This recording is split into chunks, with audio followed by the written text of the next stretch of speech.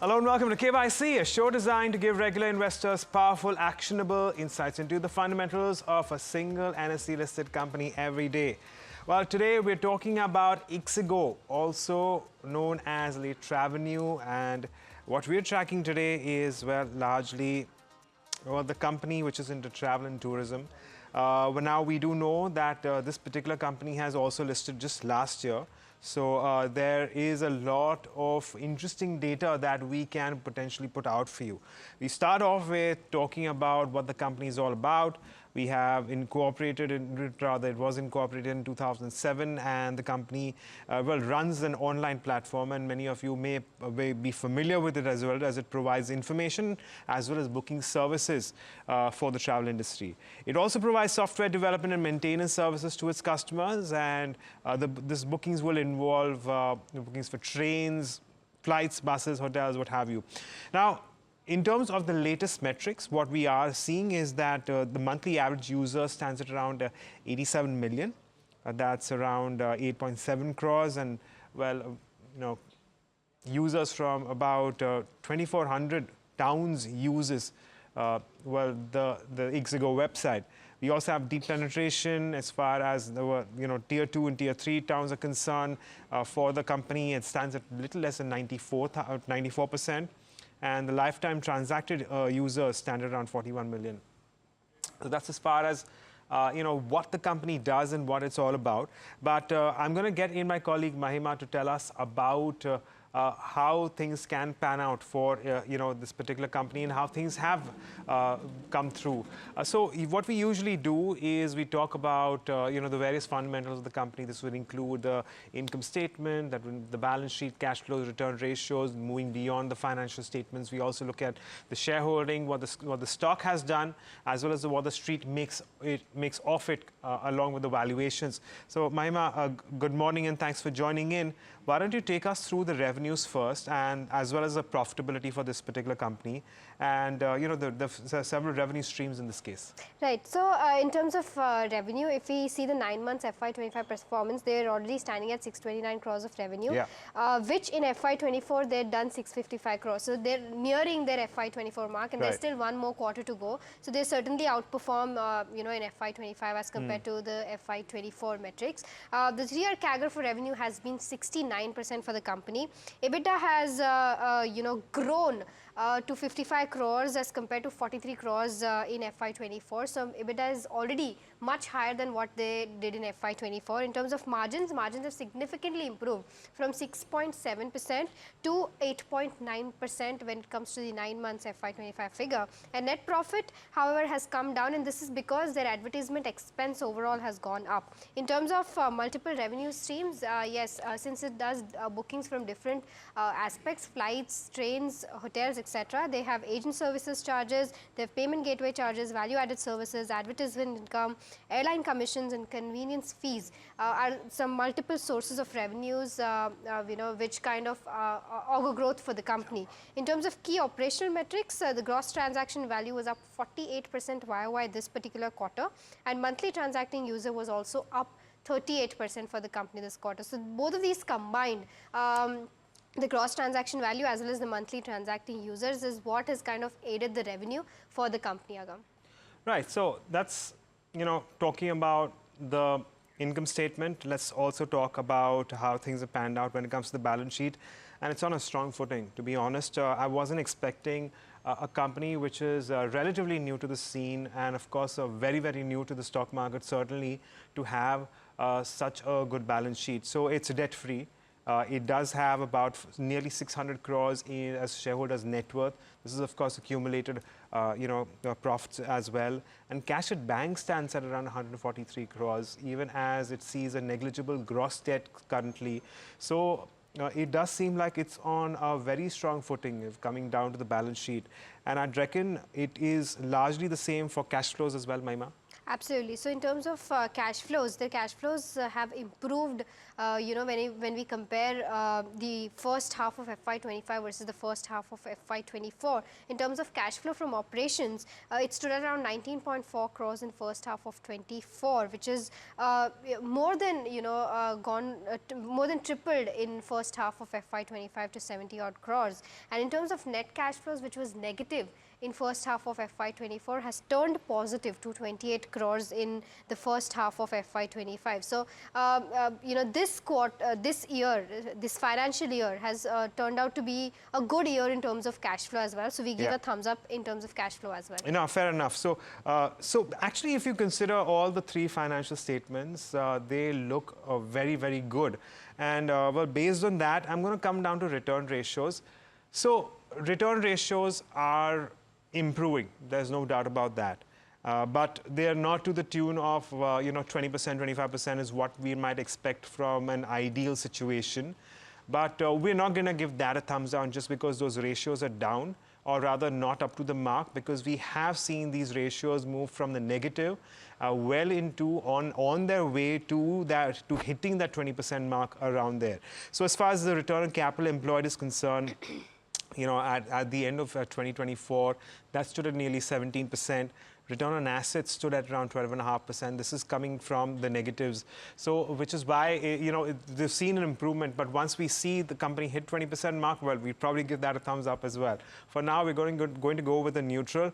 But Mahima, let's talk about the shareholding as well. This one is a very interesting one for this particular company. Absolutely, because there's no promoter shareholding in this particular counter, and which is why, we'll probably give this particular metric a neutral rating, because there's no skin in the game when it comes to the promoters, right? But we've seen that FIIs have been increasing their stake. Their stake has been increased from 59.8 to 61.1 in December 2024. DIs have seen a slight downtick in terms of their stake, but public holding has kind of remained strong. Slight downtick seen with respect to September 24 and when you compare that to December 24 quarter.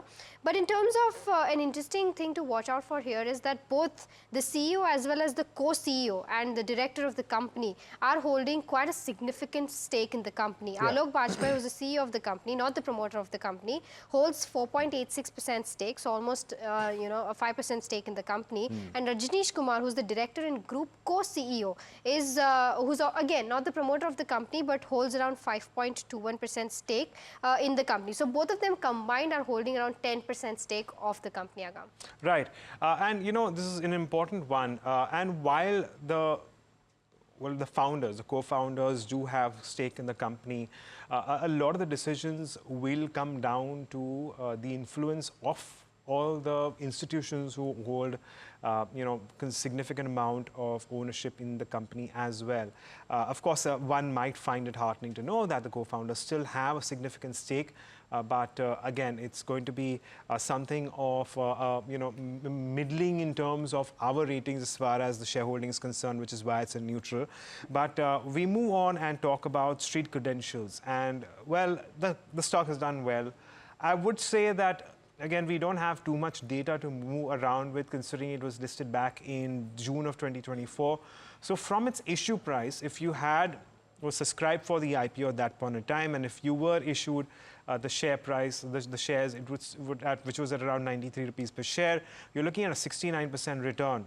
But even if you consider and would have bought the company on the listing day, it's given you 17% returns from the closing on listing day all the way until now, and which is not bad. So it has, to a certain extent, also outperformed the benchmarks, the mid cap and the small cap indices. So it's going to be a thumbs up there as well. That said, again, Mahima, let's talk about the valuations here. They do look very, very expensive. Right. Before I go to valuations, the 17% mark is despite the kind of correction that the market has seen in the past, 1 month or so. So that's why we've given thumbs up when it comes to the street kit. But yes, valuations does not paint a very rosy picture.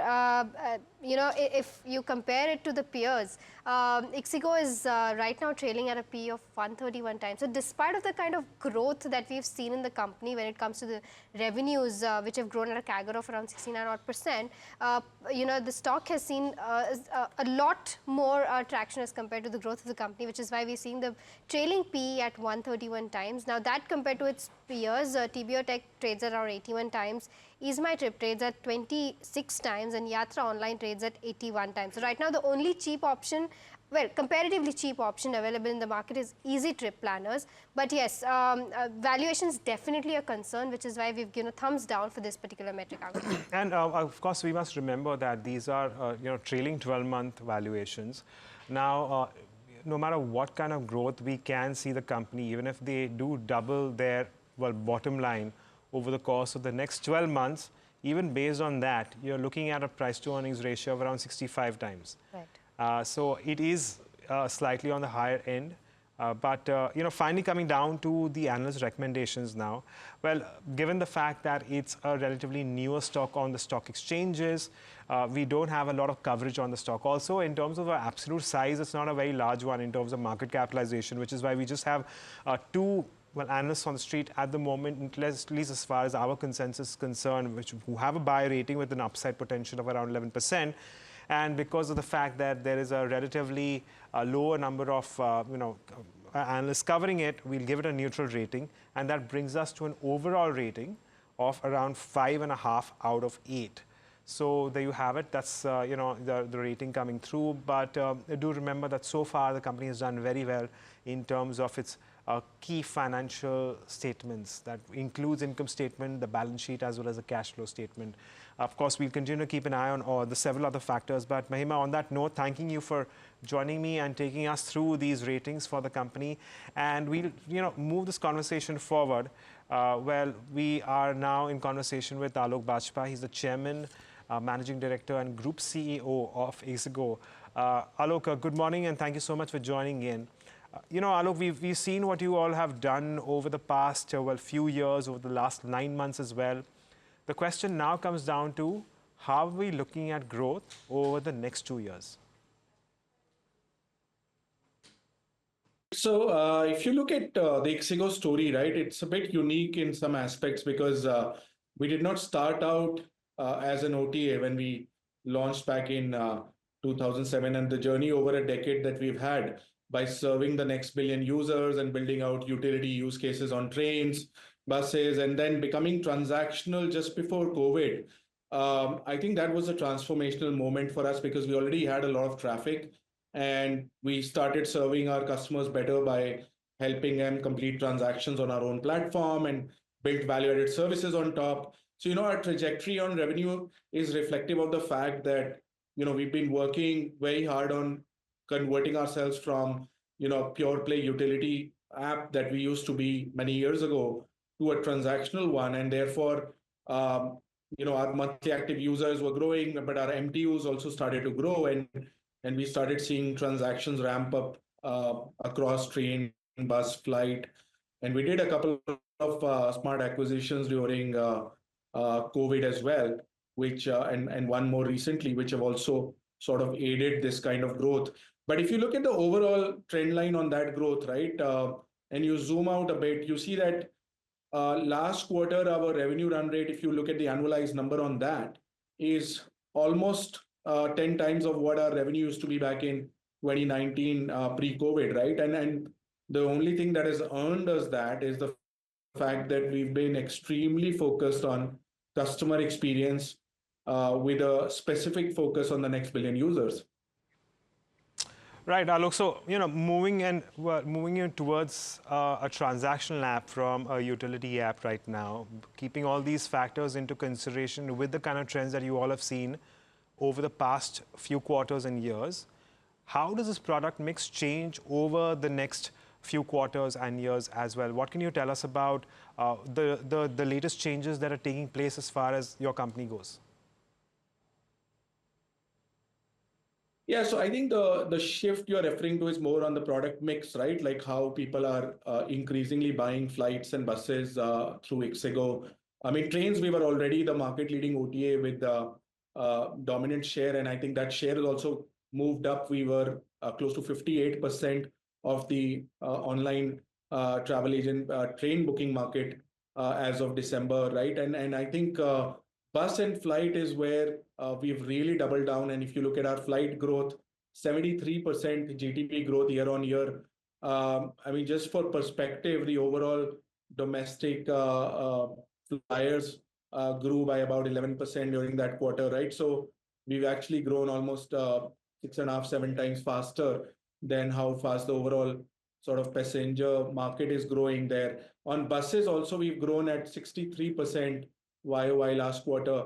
And if you understand why this is happening, it's kind of natural in my mind that this is something that we have a right to grow faster on, because we are starting from people in tier 2, 3, 4 towns who maybe earlier were only taking trains or buses, and now today are coming and actually booking flights. And even though we don't disclose these numbers, but there's a large chunk of these who might even be flying the first time of their life, right? And I think the interesting thing is, if you're adding that many new flyers, right, and you're seeing them come from places like Gorakhpur or Varanasi or Ayodhya or Nagpur, Jaipur, right, and also doing international trips, some of them, right? So I think that's where the Ixigo journey has been, really doubling down on. And if you again think about the macro trend, right, the per capita incomes in our country are going to continue improving. The aspiration levels of the middle class will keep growing, right? And if you just think of where will the next 100 million flyers in our country come from, I mean, the clear answer is they're going to come from people who today are not flying yet. And therefore, not that they're not traveling yet, they'll be traveling on buses and trains already, right? So in that sense, the nature of the audience we've built out over the last decade fits beautifully with where the apex velocity of growth will come from in the flight segment. And we are natural beneficiaries of that, right? And of course, I'll give a lot of credit to the execution of the team that has built a super product. We have market leading features out there, right, in terms of being able to track flights in real time and get updated about your boarding gate, or your that your flight is running delayed, or that your baggage has arrived at a certain belt number. So we really handhold the customer end to end. Our customer service is fantastic, and we are probably the only OTA in the world disclosing things like how fast we refund customers, how fast we pick up calls, right? 92% of our calls, actually close to 94% of our calls last quarter were picked up within 2 minutes. That number improved from 92% the quarter prior. And if you look at the average refund time that we have, 3.5 hours, right? I mean, when we were becoming an OTA, the biggest grouse we heard was people would not get refund and they would have to call up someone, email someone to get their money back, right? Their hard-earned money back. And we said, this is something we got to change, right? And that's why we started disclosing these metrics, to put that pressure on ourselves to continue improving them. So we've been very fanatic about customer experience, sure, and we will continue to use that strategy to grow faster. Right, so Alok, the travel and tourism sector is ever evolving, also changing very, very quickly. Want to ask you now about the areas of businesses that you aren't at the moment, but will look to move into, or are already planning strategically investments into. See, hotels, we've been talking recently about that it's a area of priority for us. We recognize that for most OTAs out there, hotels is a sizable chunk of their revenue, GTV, etc. And globally, in fact, the established template globally was you launch for flights and you build hotels out, and that's how people used to build OTAs. It's just that in India, only 4% of people fly. So our strategy was to go after train and bus with equal fervor and sort of build those out, because you want to tap into the middle class. You want to start with train, and as that person graduates up into flights, hotels then becomes an important leg, because naturally when you know that somebody is going at from A to B and then staying in B for like 3 days, they would need some kind of accommodation, right? So that's why we've been kind of doubling down on building the right product, on getting the right supply, all those things in the last few quarters. And I think over the next few quarters, you will hear more from us around that. It's too early to talk about more details there. And, again, ancillary like value-added services that we have, whether it is Ixigo Assured, Price Lock. Recently, we launched Travel Guarantee, which basically gives you up to a 3x refund if your waitlisted ticket on train doesn't confirm, so that you can buy a flight or a bus instead, or even another Tatkal train. I think those kind of products, we'll continue sort of innovating and coming out with. If you look at our track record in the last 4 years, we've come out with a bunch of these, 5 to 6 of these, right? And I think each product solve customer problems as well as improve, our Sure. ability to monetize. Right, Alok, we've run out of time on the show, so I'm going to take a moment to thank you for joining us and taking us through the outlook for the company. Well, on that note, that is all that we have for this edition of KYC, but lots more lined up on the other side. You're watching NDTV Profit.